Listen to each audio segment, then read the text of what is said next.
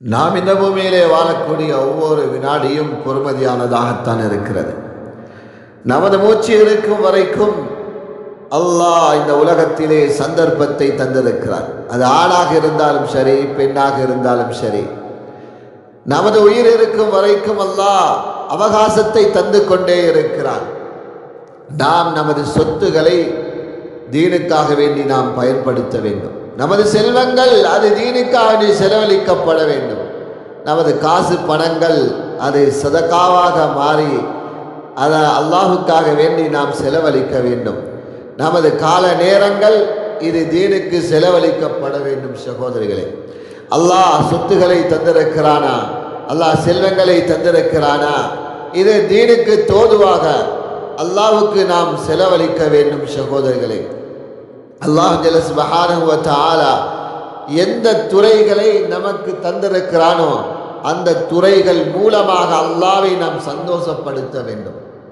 முன்னைய காலத்திலே வாழ்ந்தவர்கள் அவர்களுடைய துறைகளிலே அவர்களுக்கு கிடைக்கப்பட்டதை எடுத்து என்ன செய்தார்கள்? அல்லாஹ்வை சந்தோஷப்படுத்தினார்கள், அல்லாஹ்வுக்கு கொடுத்தார்கள். தனது கால நேரங்களை தீனுக்காக செலவு செய்தார்கள். அது ஆண்களாக இருக்கலாம், பெண்களாக இருக்கலாம். உலகத்திலே அல்லாஹ்வை சந்தோஷப்படுத்தி கொண்டு வாழ்ந்தார்கள்.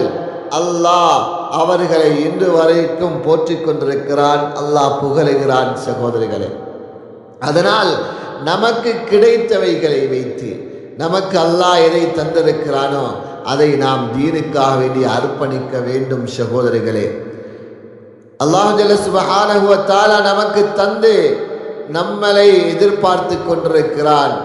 இந்த செல்வங்களை எந்த வழியிலே செலவு செய்யப்படுகிறது, கால நேரங்களை செலவு செய்யப்படுகிறது, அதே மாதிரி நம்ம சொத்துக்களை எப்படி செலவு செய்யப்படுகிறது என்பதை அல்லாஹ் பார்த்து கொண்டும் கேட்டுக்கொண்டிருக்கிறான். அதனால் நமது வாழ்க்கை கொஞ்ச காலம், அந்த கொஞ்ச காலத்திலே அல்லாஹ் தந்து எங்களை பார்த்து கொண்டே இருக்கிறான். அதனால் நமது கால நேரங்களை, சொத்து செல்வங்களை, வீடு வாசல், பட்டம் பதவிகளை இது அல்லாஹுக்காக வேண்டி நாம் செலவழிப்போம். அல்லாஹ் சுவர்க்கத்தை வைத்திருக்கிறான்.